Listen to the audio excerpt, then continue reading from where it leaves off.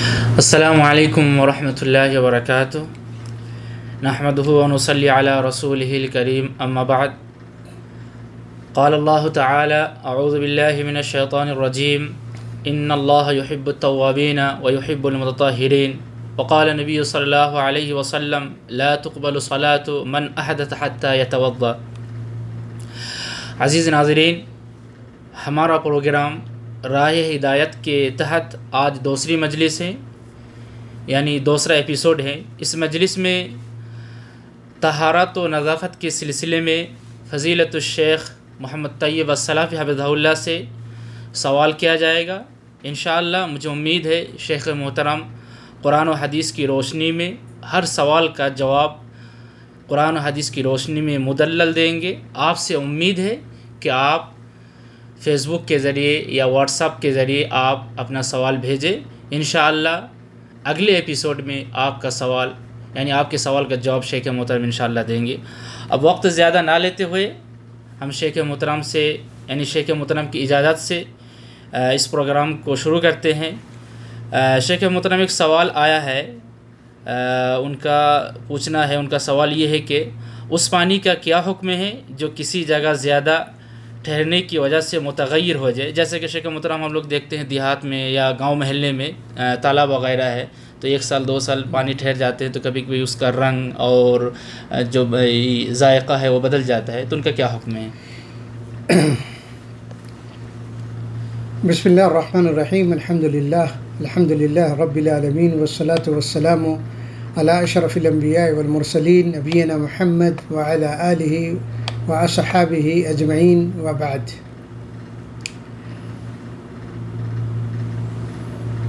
محترم ناظرین، آج کی مجلس کا پہلا سوال جو پیش کیا گیا ہے وہ ہے کہ اس پانی کا کیا حکم ہے جو کسی جگہ زیادہ دیر رکے رہنے کی وجہ سے یا ٹھہرے رہنے کی وجہ سے متغیر ہو جائے، بدل جائے۔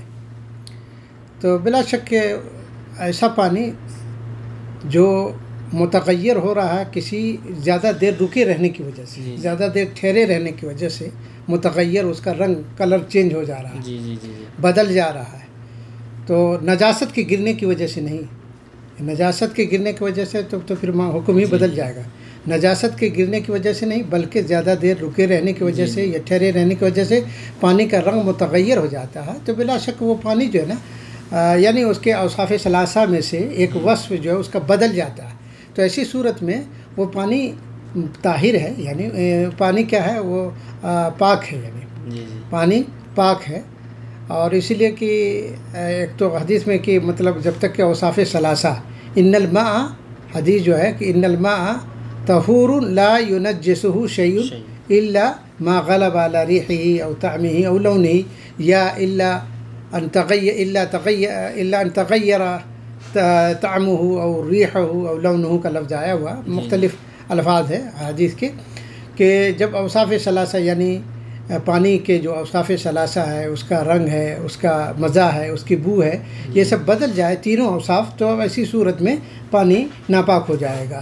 لیکن اگر پانی ورنہ اصل پانی کی جو اصل جو ہے وہ طہارت ہے، یعنی پاک ہے پانی، اصلاً یبقى على طہوریتہ، الاصل اصل میں ہے کہ وہ پانی جو ہے پاک ہی رہتا ہے، اس کو کوئی چیز ناپاک نہیں کرتی۔ حدیث میں لا ينجسه شيء، کوئی چیز اسے ناپاک نہیں کرتی، تو ظاہر سی بات ہے وہ پانی زیادہ دیر رکے رہنے کی وجہ سے بدل گیا ہے، تو اس لیے اس سے وضو کرنا بھی درست ہے اور اس سے غسل کرنا بھی درست ہے، اس سے پاکی حاصل کرنا بھی درست ہے، وہ پانی ناپاک نہیں ہے۔ اور یہی جمہور علماء کا موقف، علامہ ابن منذر رحمہ اللہ کا نے اس بات پر اجماع نقل کیا ہے۔ اور علاوہ ازیں نبی کریم صلی اللہ علیہ وسلم کے متعلق یہ بھی مروی ہے کہ نبی کریم صلی اللہ علیہ وسلم نے اس کنویں سے وضو کیا جس کے پانی کا رنگ جو ہے نا مہدی کے بالکل رنگ کے مشابہ تھا۔ معنی یہ کہ اس کا یعنی اس کنویں کا پانی کا رنگ تو بدلا ہوا تھا، مہدی کی طرح سے تھا، لیکن اس کا تغیر یا بدلاؤ جو نجاست کی وجہ سے نہیں تھا، تو نبی کریم صلی اللہ علیہ وسلم نے اس سے کیا کیا، وہ اپنے وضو کیا۔ اسی طرح سے ہمارے دیہات میں جیسا کہ آپ نے کہا کہ بہت سارے تالاب ایسے ہیں پانی زیادہ مقدار میں، جیسے وہ اذا بلغ الماء قلتین لم يعمل الخبث، جو آیا ہوا ہے اس سے کہیں زیادہ ہے، یعنی تالاب ہے اور گہرائی ہے، اور لیکن زیادہ دیر رکے رہنے کی وجہ سے کبھی کبھی یا درخت کے پتے گرنے کی وجہ سے پانی کا کلر جو ہے چینج ہو جاتا ہے، تو ایسا نہیں ہے کہ وہ پانی ناپاک ہو گیا، یا کبھی کبھی مٹی کا پانی کے رنگ پر غالب آ جاتا ہے، اگر اس کا بو اور مزہ اور سب تینوں چیز نہیں بدلا ہے تو ایسی صورت میں وہ پانی اپنے اصلیت پر باقی رہے گا، یعنی پانی پاک رہے گا۔ تو معلوم یہ ہوا کہ وہ پانی جس کا تغیر جو متغیر ہو جائے زیادہ دیر ٹھہرے رہنے کی وجہ سے، اس کا حکم پاک ہی کا ہوگا، اور اسے آدمی کے لیے وضو کرنا یا غسل کرنا یا طہارت حاصل کرنا جائز ہوگا۔ تو شیخ محترم اگر مطلب تینوں میں سے اگر دو بدل جائے، جی یعنی تین نہیں بدلا، دو بدلا، جی، تو اس صورت میں ہمارے ناظرین کیا کریں گے؟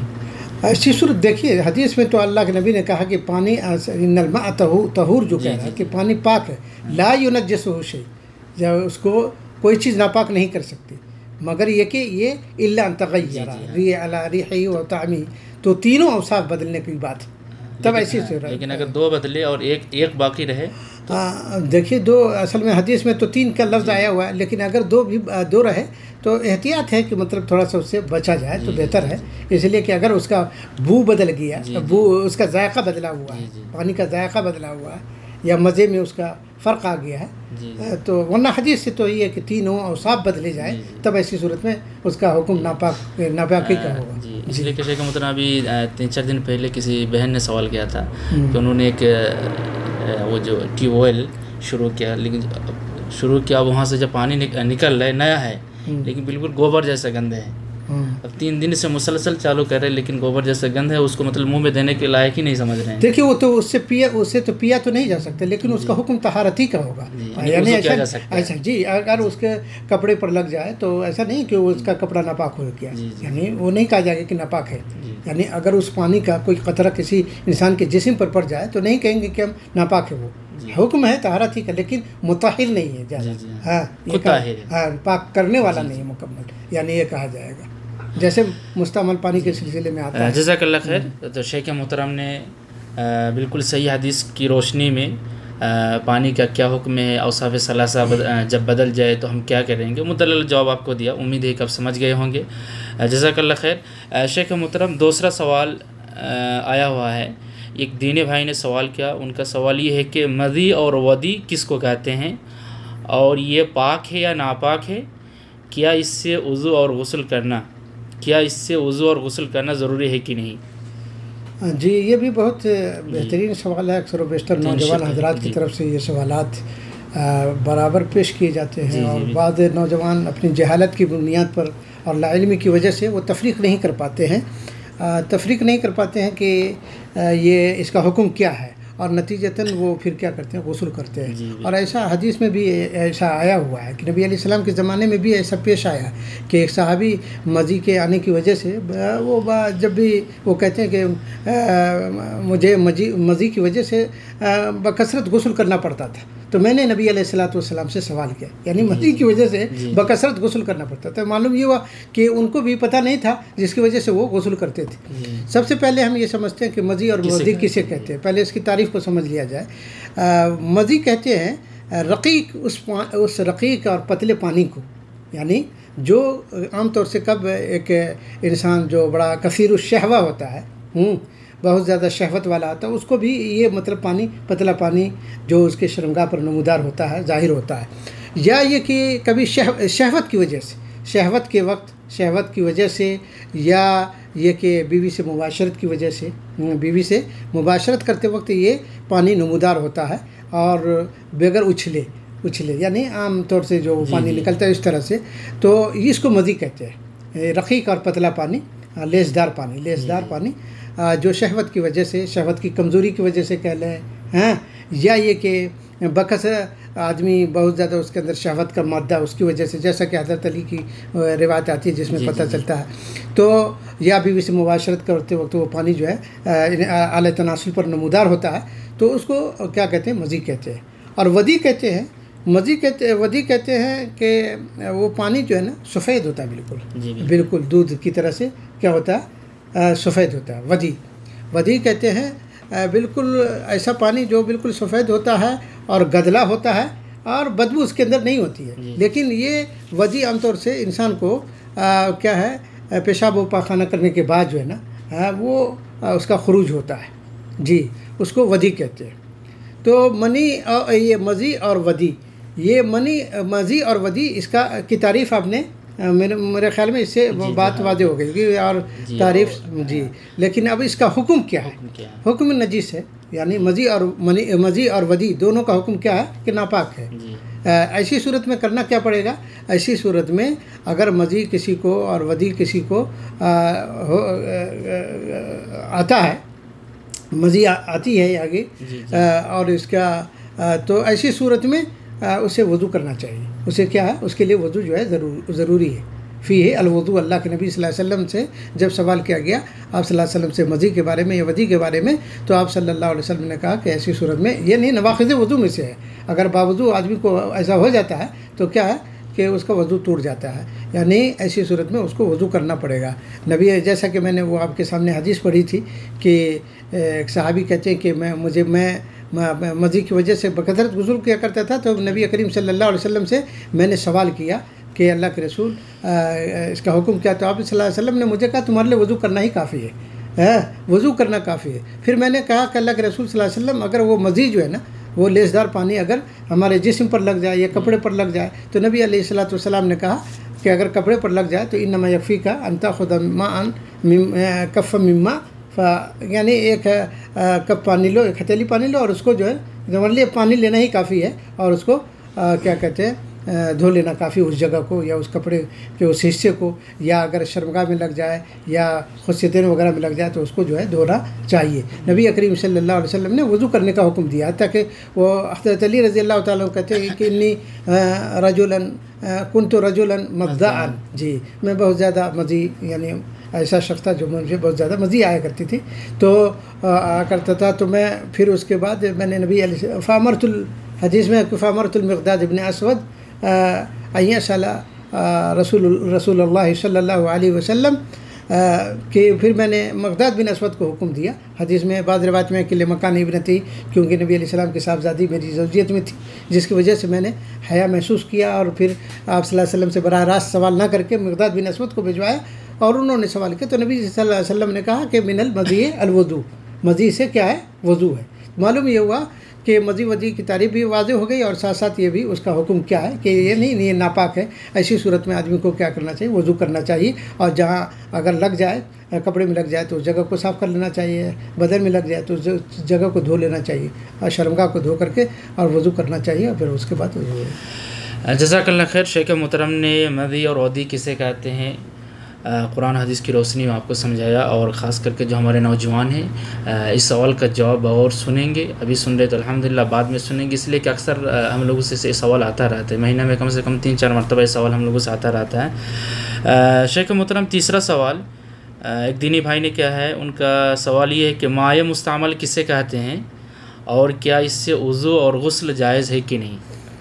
جی مائع مستعمل کہتے ہیں استعمال شدہ پانی کو. مائع مستعمل معنی ہی ہے وہ پانی جو استعمال کیا گیا ہو. ہاں مستعمل استعمال شدہ پانی کو مائع مستعمل کہتے ہیں. بلفظ دیگر فقہا کہتے ہیں کہ وہ پانی جس سے وضو اور غسل کیا گیا ہو. یعنی وضو یہ پانی ہے اس سے ہم نے وضو کر لیا، یا پانی ہے اس سے ہم نے غسل کر لیا، اور وضو کا پانی برتنی میں گر رہا ہے مثال کے طور پر، یعنی وہ پانی جس سے وضو اور غسل کیا گیا ہو اس کو مائع مستعمل کہتے ہیں. اب مائع مستعمل کا حکم کیا ہے؟ کیا اس سے وضو کرنا یا غسل کرنا درست ہے یا نہیں؟ اس سلسلے میں فقہ میں اختلاف ہے، بڑا زبردست اختلاف ہے. بعض علماء تو کہتے ہیں کہ مائع مستعمل بالکل ناپاک ہے، جیسے امام ابو یوسف وغیرہ کہتے ہیں کہ ناپاک ہے بالکل. بعض علماء کہتے ہیں کہ بعض ائمہ حضرات کہتے ہیں کہ مائع مستعمل بالکل پاک ہے، بالکل مطلق پانی کے حکم میں ہے. مائع مستعمل اور غیر مستعمل میں کوئی فرق ہی نہیں ہے، یعنی مائع مطلق کی طرح سے بالکل پاک ہے یعنی. اور بعض علماء کہتے ہیں کہ یہ جو ہے پانی پاک بھی ہے اور مطہر بھی ہے، طاہر بھی ہے اور مطہر بھی ہے، پاک بھی ہے اور پاک کرنے والا بھی ہے.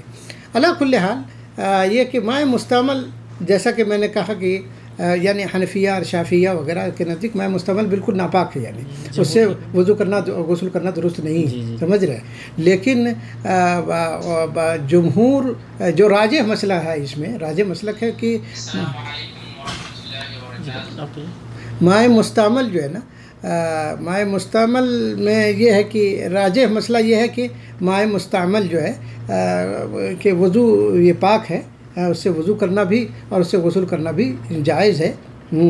یہ اور جمہور علماء کا ہے، جمہور علماء کا موقف ہے کہ مائع مستعمل جو ہے نا طاہر تو ہے لیکن مطہر نہیں ہے، یعنی اس سے مطلب وضو کرنا اور غسل کرنا جائز اور درست نہیں ہے۔ یہ سب باتیں ہیں اس میں، لیکن یہ ہے کہ دلائل کے اعتبار سے جو قوی ہے، جیسا کہ آپ دیکھیں گے کہ اللہ کے نبی صلی اللہ علیہ وسلم کے بارے میں حدیث صحیح بخاری وغیرہ میں بھی یہ بات آتی ہے کہ نبی صلی اللہ علیہ وسلم جب وضو کرتے تھے تو صحابہ کرام قریب ہوتا کہ وہ صحابہ وضو کے پانی کے لیے آپس میں لڑنے لگے، یعنی وضو کے پانی کے لیے تبرک حاصل کرنے کے لیے یا اس کو اپنے جسم پر استعمال کرنے کے لیے، ہے کہ نہیں؟ تو اگر یہ مستعمل پانی ناپاک ہوتا تو نبی صلی اللہ علیہ وسلم منع کرتے نا۔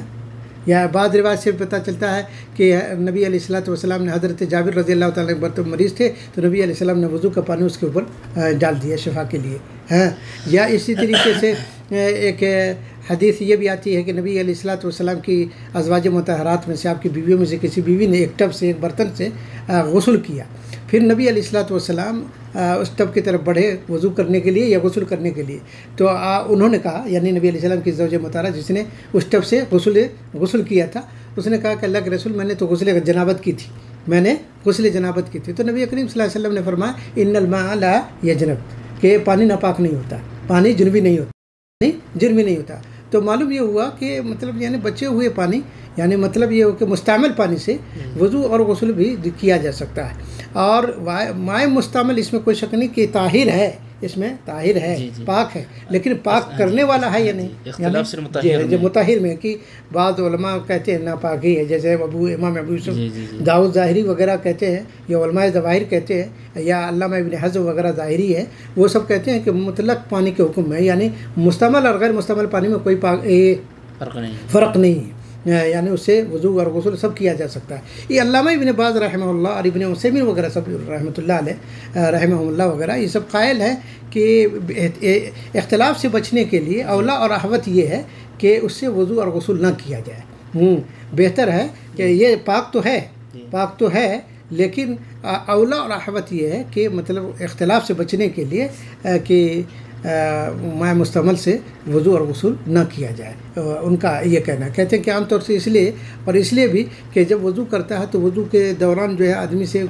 پانی سے کچھ گندگی جیسے ناک سے ریٹ وغیرہ سب اس طرح نکل لیا ہے، تو ایک طرح سے قدارت یہ سب محسوس ہوتی ہے، اللہ عالم۔ تو علی کل حال یہ مائع مستعمل کے سلسلے میں ہے علماء فقہا کا اختلاف۔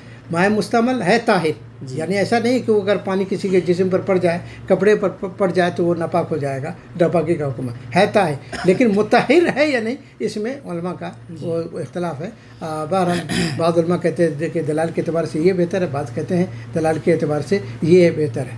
اللہ کل حال اللہ تبارک و تعالیٰ تمام میں نے ابن باز کا جو دونوں حدیثوں کو کی روشنی میں مطابقت کی جو ایک شکل یہ ہے، جو ابن باز رحمہ اللہ کے قول سے یا ابن عثیمین رحمہ اللہ کے قول سے یا عبد الرحمن بن ناصر السعدی کے قول سے جو بات واضح ہوتی ہے کہ اولا اور احوط یہ ہے کہ ہے طاہر، لیکن بہتر اور افضل یہ ہے کہ اس سے غسل اور وضو نہ کیا جائے۔ جی بالکل، جزاک اللہ خیر۔ شیخ محترم، چوتھا سوال ایک دینی بھائی نے کیا دودھ پینے والے بچہ اور بچی کے بارے میں، جو شیر خر بچہ اور بچی ہے تو ان کا جو پیشاب ہے، جی تو پیشاب کا کیا حکم ہے؟ جی بہت اچھا سوال ہے، اور یہ عام طور سے جو ہے ہمارے یہاں ہماری مائیں اور بہنیں جو پوچھتی رہتی ہیں اور سوال آتا رہتا ہے۔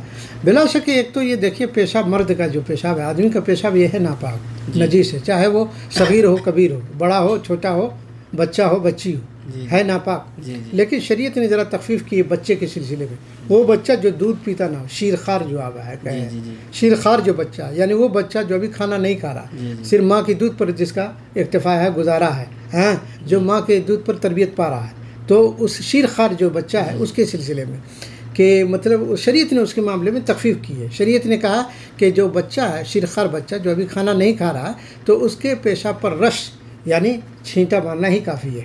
رش یرش بول الغلامی و یغسل بول الجاری، حدیث میں آتا ہے کہ بچے کے پیشاب پر چھینٹا مارنا کافی ہے، یعنی پانی کا چھڑکاؤ کافی ہے، اور جو بچی ہے اس کے پیشاب کو دھویا جائے گا. یہ تفریق آئی ہوئی، اور یہ تفریق اصل میں حدیث سے واضح ہے. بعض علماء اس میں بھی ہے کہتے ہیں، جیسے علماء حنفیہ ہیں وہ سب کہتے ہیں بچہ ہو یا بچی دونوں کے پیشاب کا حکم برابر ہے، دونوں کا پیشاب ناپاک ہے، دونوں کے پیشاب کو دھونا ضروری ہے، سمجھ رہے. لیکن حدیث سے جو بات آتی ہے کہ اللہ کے نبی نے کہا کہ بچہ یعنی شیرخوار بچہ ہے تو اس کے پیشاب میں ذرا تخفیف کا حکم ہے کہ چھڑکاؤ مجرد پانی کا چھینٹا مارنے سے وہ پاک ہو جائے گا، لیکن بچی کے پیشاب کے بارے میں دھونے کا حکم ہے. اور دلیل یہ ہے کہ ایک تو صحیح بخاری وغیرہ کے اندر اور صحیح مسلم میں قیس بنت محسن رضی اللہ عنہ کہتی ہے ان کے بارے میں کہ انہا اتت بابن لہا وہو صغیر، یعنی اپنے چھوٹے بچے کو لے کر نبی علیہ الصلوۃ والسلام کے پاس حاضر ہوتی ہے. کون؟ قیس بنت محسن رضی اللہ عنہ. اور وہ بچہ کہ اس بارے میں لم یاکل الطعام، وہ بچہ کھانا نہیں کھا رہا ہوتا، یعنی اس نے کھانا نہیں کھایا ہوتا یا کھانا نہیں کھاتا تھا اس وقت تک. اور وہ الی رسول اللہ صلی اللہ علیہ وسلم، اللہ کے رسول صلی اللہ علیہ وسلم کے پاس لے کے آئی.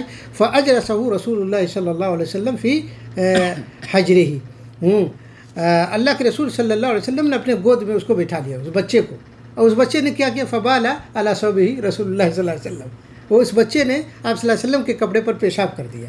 تو نبی علیہ الصلوۃ والسلام نے کیا؟ فدعا بماء، پانی منگوایا، فنضحہ، اور پانی اس کے اوپر پانی کا چھڑکاؤ کر دیا، پانی کا چھینٹا مار دیا. ولم یغسلہ، اور یغسلہ یا آپ صلی اللہ علیہ وسلم نے اس کو دھویا نہیں، آپ نے اس کو دھویا نہیں بلکہ چھینٹا ہی مار دیا. معلوم یہ ہوا کہ اگر شیرخوار بچہ، ایسا بچہ جو دودھ پر جن کی تربیت ہو رہی ہے اور دودھ پی رہا ہے، ابھی کھانا کھانا شروع نہیں کیا، تو اس کے پیشاب کو دھونا ضروری نہیں بلکہ صرف مجرد اس پر پانی ڈالنا ہی کافی ہے. لیکن بچی جو ہے اگرچہ وہ دودھ پی رہی ہے لیکن اس کا حکم کیا ہے؟ دھونے کا حکم ہے. اور اس میں حکمت کیا ہے؟ ہم حکمت نہیں جانتے. حکمت یہی ہے کہ سنت رسول صلی اللہ علیہ وسلم، اللہ کے نبی صلی اللہ علیہ وسلم نے کہا ہے کہ بچی کے پیشاب کو دھویا جائے گا اور بچے کے پیشاب کے اوپر چھینٹا مارا جائے گا. اور دوسری حدیث میں جیسے سنن ابن ماجہ اور سنن ترمذی وغیرہ میں ہے کہ ینضح بول الغلام و یغسل بول الجاریہ، یعنی لڑکی کے پیشاب کو دھویا جائے گا اور لڑکے کے پیشاب کو پر چھینٹا مارا جائے گا. لیکن یہ جو تفریق ہے، قال قتادہ رحمہ اللہ فرماتے ہیں کہ یہ تفریق جو ہے اس وقت ہے اذا ما لم یطعما، جب یہ دونوں کھانا نہ کھاتے ہو. لیکن جب فاذا اطعما، جب کھانا شروع کر دے تو غسل جمیعا، تو سبھی کا دھویا جائے گا. یعنی اگر یہ تفریق اس وقت ہے جب بچہ دودھ پی رہا ہے، ماں کے دودھ پر گزارا ہے، کھانا نہیں کھایا، کھانا شروع نہیں کیا، لیکن جب کھانا شروع کر دے تو ایسی صورت میں اس کا پیشاب بھی، وہ اگر پیشاب کر دے تو اس کو بھی دھونا ضروری ہوگا. پھر اس میں تفریق نہیں ہوگی. اور بعض جیسا کہ میں نے کہا علماء حنفیہ وغیرہ کہتے ہیں اس میں کوئی تفریق کی بات نہیں، لڑکا ہو یا لڑکی، چاہے وہ شیرخوار ہو یا ایسے کھانا کھا رہا ہو، دونوں کو دھونا ضروری ہے. لیکن حدیث کی جو وہ بات آئی کہ لڑکے کے پیشاب کو، شیرخوار بچہ اگر ہے تو اس میں یہ تفریق ہے کہ اس کے پیشاب پر چھینٹا مارا جائے گا اور لڑکی کے پیشاب کو دھویا جائے گا، اور یہی اقرب الی السنہ ہے، حدیث کے قریب ہے، اسی لیے یہ حکم ہے. جزاک اللہ خیر شیخ محترم. دو چیز اور میں کلیئر کر لوں آپ سے، وہ یہ ہے کہ دودھ پینے والا بچہ ہے جی، لیکن ہمارے یہاں دیکھتے ہیں خاص کر کے 6 یا 7 مہینے کے بچے کو سکھاتے ہیں کہ کچھ کھائیں، اور مارکیٹ سے نیرولیک اور کیا کیا سب لاتے ہیں، اس میں گیہوں وغیرہ سب ہوتے ہیں، تو اس کا دودھ بھی پلاتے ہیں اور وہ بھی دیتے ہیں. جی یہ سب لاتے ہیں. تو ان کا کیا حکم ہے؟ تو کھانے ہی میں اس کو شمار کیا جائے گا؟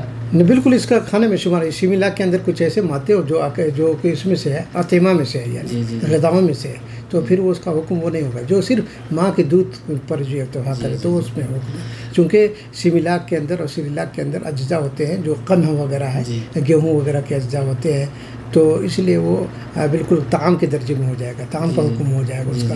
تو پھر وہ حکم نہیں رہے گا. پھر ایسی صورت میں اس کے بھی پیشاب کو دھونا ضروری ہوگا. جی شیخ محترم، اور ایک چیز جو آپ نے کہا کہ چھینٹا مارنا، جی، تو چھینٹا مارنے کے طریقے ہم مختلف دیکھتے ہیں. کوئی اگر مطلب تساہلی کے ساتھ اس طرح پانی لیتے ہیں، اس طرح کر دیتے ہیں، اور ایک چھینٹا ہوتا ہے کہ اس طرح پانی لیا اور اس طرح بالکل چھینٹا مارا. تو کیا طریقہ کون سا طریقہ صحیح ہے؟ حدیث میں نہ تھا آیا ہوا پانی ڈالنا بھی کہہ سکتے ہیں, پانی ڈالنا بھی, صرف پانی ڈالنا, ایسے پانی لے کر کے ڈالنا, یہ بھی ہے. اس لیے کہ اگر چھینٹا مارے تو اس میں بھی تساہل اگر کریں تو اس طرح کر دیں گے کوئی. جی تو پانی ڈالنا بھی, یعنی پانی اس کی جگہ ڈال دیں بس ہو جائے. یعنی چھینٹا مارنا نہیں سب, یعنی پانی کو ادھر بہا بھی ہو سکتا ہے. پانی کو ڈال دیجیے اس طرح سے, پانی ڈال دیجیے, چھینٹے مار دینا بھی ہو سکتا ہے. رش جب کہیں گے تو رش کیسا ہوتا ہے, جیسے عام طور سے درخت کو پر چھینٹے مارے جاتے تو کس انداز کا ہوتا ہے. تو بالکل سمجھیے. دوسری حدیث میں ایک حدیث میں نضح ینضح کا لفظ آیا ہوا, ایک میں رش یا رش کا لفظ آیا ہوا. رش کا معنی چھینٹے مارنا, یعنی تیز قوی ہونا چاہیے. تو اس طرح سے وہ قوی ہو جانے اس طرح سے. جزاک اللہ خیر. شیخ محترم آخری سوال ہے, ہمارے پاس 6 سوال ہے لیکن وقت کی کمی ہے. انشاءاللہ 6 سوال اگلے ہفتے آپ سے پوچھیں گے. آخری سوال یہ ہے کہ ایک دینی بھائی نے کیا کہ کن کن جگہوں پر پیشاب و پاخانہ نہیں کرنا چاہیے؟ جی کن کن مقامات یا جگہوں پر پیشاب و پاخانہ بول و براز آدمی اس کو بول و براز سے اجتناب کرنا چاہیے یا نہیں کرنا چاہیے؟ بلا شک دیکھیے اسلام میں کچھ ایسے مقامات ہیں اور شریعت نے, ہماری شریعت نے کچھ ایسی جگہوں کی تحدید کی ہے اور کچھ ایسے مقامات کی نشاندہی کی ہے جہاں جن مقامات اور جگہوں پر بول و براز سے منع کیا گیا ہے, پیشاب و پاخانہ کرنے سے روکا گیا. اب وہ مقامات چند ایک مقامات ہیں, چند ایک جگہیں ہیں. مثال کے طور پر جیسے وہ حدیث میں اتقوا الملائن الثلاث آیا ہوا ہے, اس میں ہے البراز فی الموارد یا فی الطریق یا اسی طرح دل کا لفظ آیا ہوا ہے, یعنی راستے پہ, یعنی وہ راستہ, اس راستے پر پیشاب و پاخانہ کرنا, وہ راستہ یا وہ گزرگاہ جس پہ لوگ عام طور سے چلتے پھرتے رہتے ہیں, آتے جاتے رہتے ہیں, راستے جس میں لوگ آ رہے ہیں جا رہے ہیں بھائی, لوگوں کے آمد و رفت کا سلسلہ ہے اور لوگ وہاں جا کر کے پیشاب کر رہے ہیں, پاخانہ کر رہے ہیں. شریعت نے اس سے کیا ہے منع کیا ہے, اور بلکہ کہا شریعت نے کہ یہ قابل لعنت فعل ہے. ہاں قابل لعنت فعل ہے. اور اسی طریقے سے جیسے گھاٹ پہ پیشاب کرنے سے پیشاب و پاخانہ, یعنی ہم پہلے ابھی نہیں آج بھی ہے بہت سارے مقامات پر دیہات میں, دیہی علاقوں میں گھاٹ بنے ہوئے, تالاب وغیرہ کے اندر لوگ نہر کھدواتے ہیں, تالاب بنواتے ہیں اور ساتھ ساتھ گھاٹ بھی بنواتے ہیں غریبوں کے لیے نہانے کے لیے, صدقہ جاریہ کے طور پر. تو اب وہ لوگ, کچھ لوگ ہیں کہ وہاں پر جا کر اپنے بچوں کو یا خود بھی جا کر کے پیشاب و پاخانہ کر دیتے ہیں. تو وہاں پہ بھی منع, اس لیے کہ وہاں لوگ اٹھتے بیٹھتے ہیں بھائی, گھاٹ پر اٹھتے بیٹھتے نہیں, نہاتے دھوتے ہیں. گھاٹ پہ کیا کرتے ہیں لوگ, نہاتے دھوتے ہیں نا, کپڑا صاف کرتے ہیں, غسل کرتے ہیں. اب آپ اس جگہ کو ناپاک کر دو گے تو کیا مسئلہ ہوگا؟ تو وہاں بھی شریعت نے منع کیا. اسی طریقے سے سایہ دار درخت ہے. اب جیسے گرمی کا زمانہ ہے, گرمی خاص طور سے گرمی کے موسم میں عام طور سے لوگ کیا ہوتا ہے, جہاں مطلب اے سی کا انتظام نہیں ہے دیہاتوں میں, لوگ کیا کرتے ہیں سایہ دار درخت کے نیچے جا کر کے آرام کرتے ہیں, ٹھنڈی سانسیں لیتے ہیں, آرام کرتے ہیں. تو لوگ جا کر کے سایہ دار درخت کے نیچے آرام کرتے ہیں, بیٹھتے ہیں. اب وہاں پر جا کر کے کوئی آج بندہ پیشاب و پاخانہ کر دے رہا ہے, تو اس سے بھی شریعت نے روکا ہے. اسی طریقے سے اسی طرح سے بعض موقع جیسے بلوں اور سوراخوں میں پیشاب کرنے سے اللہ کے نبی نے منع کیا ہے کہ آدمی پیشاب سوراخوں میں یا بلوں میں پیشاب نہ کرے, اس لیے کہ ممکن ہے کہ اللہ کے رسول نے فرمایا کہ ممکن ہے اس میں سے جانور رہتے ہوں پہ, یعنی سانپ ہو, بچھو ہو, اور ان کو تکلیف ہوگی. ظاہر سی بات ان کو تکلیف ہوگی نا, اور تکلیف ہوگی تو وہ نکل کر کے آپ کو ڈس لے گا. ہاں, یا یہ کہ اللہ کے نبی نے فرمایا ہے کہ بلوں اور سوراخوں میں پیشاب نہ کرو, اس لیے کہ مساکن الجن ہے, جنوں کا گھر ہے. تو جب جن اس میں ہوں گے اور آپ نے پیشاب کر دیا تو گیا کہ اس پر پیشاب کیا, تو پھر آپ کو چھوڑیں گے نہیں, وہ آپ کو تکلیف پہنچائیں گے. تو اس لیے ان جگہوں پر جو ہے پیشاب کرنے سے موقع ہے. اس لیے عام جگہوں پر جیسے راستوں پر ہے, دیہاتوں پر ہے, یا اس طرح سایہ دار درختوں کے نیچے ہے, یا پھلدار درختوں کے نیچے, آم کے درخت کے نیچے یا امرود کے درخت کے نیچے جا کر کے پیشاب و پاخانہ کر دینا, ظاہر سی بات ہے لوگوں کو اس سے تکلیف ہوگی کہ نہیں, لوگوں کو اس سے تکلیف ہوگی, لوگ گھن محسوس کریں گے, لوگوں کی زبان سے آپ کے حق میں کیا کہتے ہیں کیا کیا باتیں نکلیں گی. تو اس لیے ان جگہوں پہ پیشاب. اسی طریقے سے غسل خانے میں پیشاب کرنا, بعض جگہ وہ لوگ کیا کرتے ہیں غسل خانے میں پیشاب کر دیتے ہیں. تو بھائی جب دوسرے آئیں گے, غسل کی جگہ ہے نا, اور آپ اس کو وہاں پہ پیشاب کریں گے تو ظاہر سی بات وہ ناپاک ہو جائے گا. دوسرے لوگ رفتہ رفتہ پھر اس سے بو آنے لگے گی, ہے کہ نہیں. تو اس لیے یہ سارے مقامات ہیں, یہ وہ مقامات ہیں جن مقامات پر شریعت اسلامیہ نے بول و براز کرنے سے کیا کیا ہے, منع کیا ہے. تو ہمیں چاہیے کہ ان مقامات پر پیشاب و پاخانہ کر کے لوگوں کو اذیت نہ پہنچائے اور ان کاموں سے لعنت قابل لعنت کاموں سے ایسا فعل جو قابل لعنت ہے، لعنتی کاموں سے بچے یعنی. جی جزاک اللہ خیر. شیخ محترم یہ ایک اہم موضوع ہے. میں انشاءاللہ چاہوں گا کہ اس موضوع پر کسی وقت آپ سے کم ہم 15 منٹ لیں گے اور سلسلہ وار طریقے سے قرآن حدیث کی روشنی میں ایک ایک کر کے آپ بتائیں، تاکہ جو گاؤں محلے میں رہتے ہیں کہ ان کے لیے وہ بہت مفید ہوگی، کن کی جگہوں پر ہم پیشاب کریں اور کن کی جگہوں پر نہ کریں. شیخ محترم اور ایک آپ سے کسی سوال کے سلسلے میں ایڈ کر لوں گا. ہمارے یہاں تالاب وغیرہ رہتا ہے تو بعض لوگ تالاب میں جب غسل کرنے جاتے ہیں تو وہیں پیشاب کر دیتے ہیں اور پوچھتے ہیں کہ بھائی پیشاب کر دے کچھ گناہ تو نہیں ہوگا. جب منع کرتے ہیں تو کہتے ہیں کہ بھائی یہ عادت ہے، اگر مطلب میں تالاب میں جاؤں گا اور غسل کروں گا تو ضرور پیشاب آئے گا. پھر کون جائے گا باہر باہر جائے اور پیشاب کر کے آئے، اسی لیے ہم لوگ کر دیتے ہیں. دیکھیے حدیث میں سختی کے ساتھ منایا ہوا ہے کہ اللہ کے رسول صلی اللہ علیہ وسلم نے کہا، ایک تو میں نے ابھی کہا کہ اللہ کے رسول نے منع کیا غسل خانے میں، چاہے وہ غسل خانے ہو چاہے وہ آپ تالاب کو غسل خانہ مان لیں. ہاں غسل کرتے تالاب میں غسل کرتے، وہاں بھی اللہ کے رسول نے حکم دیا لا یبولن احدکم فی الماء الدائم راکد، یعنی فی الماء الراکد جو کہا اللہ کے رسول نے کہ ٹھہرے ہوئے پانی میں پیشاب نہ کیا جائے. تو آپ وہاں پہ پیشاب کرنے منع کیا گیا. ظاہر سی بات ہے آپ پیشاب کریں گے دوسرے پیشاب کریں گے، نتیجہ یہ ہوگا کہ پانی کا ذائقہ بدل جائے گا، پانی کا رنگ متغیر ہوگا، پانی کی بو جو ہے بدل جائے گی، رفتہ رفتہ پانی نجس کے حکم میں ہو جائے گا. تو اس لیے سختی کے ساتھ منایا ہوا ہے ایسی جگہ پہ آدمی کو پیشاب کر کے آپ جائیں. ہاں اگر آپ کو پیشاب کی حاجت ہے تو پیشاب کر کے جائے، حمام کی حاجت ہے تو کر کے جائے. ایسا نہیں کہ بھائی پیشاب کہتے بھی ہیں کہ اگر 14 مرتبہ کرو لیکن جب اندر جاؤ تو 1 مرتبہ ضرور آئے گا. نہیں یہ تو غلط عادت ہے. ایسے ہی اپنی عادت کو پر کنٹرول بریک لگانے کی کوشش کرنی چاہیے، اس لیے کہ یہ عادت انتہائی قبیح عادت ہے. اور اس طرح سے اگر ہر کوئی آدمی بندہ یہی کرنا شروع کرے گا تو نتیجہ یہ ہوگا کہ وہ تالاب پاک و صاف رہنے کے بجائے نجاست کا مقصد بن جائے گا. اللہ تعالیٰ. جزاک اللہ خیر. شیخ محترم ہمارے پاس وقت کی کمی ہے، ایک سوال تو تھا انشاءاللہ اگلے سیشن میں آپ سے پوچھیں گے.